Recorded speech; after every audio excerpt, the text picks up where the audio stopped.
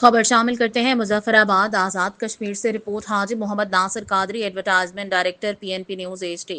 भारत किसी वक्त भी पाकिस्तान और आज़ाद कश्मीर पर हमला कर सकता है। सरदार अतीक आल जम्मू कश्मीर मुस्लिम कॉन्फ्रेंस के सरबराह और साबिक वज़ीर आज़म सरदार अतीक अहमद खान ने कहा है कि भारतीय वज़रा और फौजी अफसरान के बयानात से साफ जाहिर है कि भारत किसी भी वक्त पाकिस्तान और आज़ाद कश्मीर पर हमलावर हो सकता है।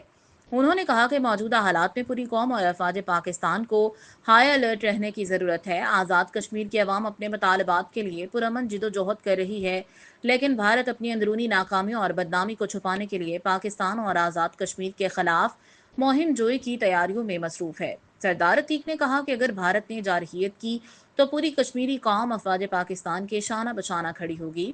उन्होंने मजीद कहा कि आलमी बिरादरी भारत की बढ़ती हुई इंतहा पसंदाना सोच और खित्ते में अमन को सबूताज करने की कोशिशों का नोटिस ले।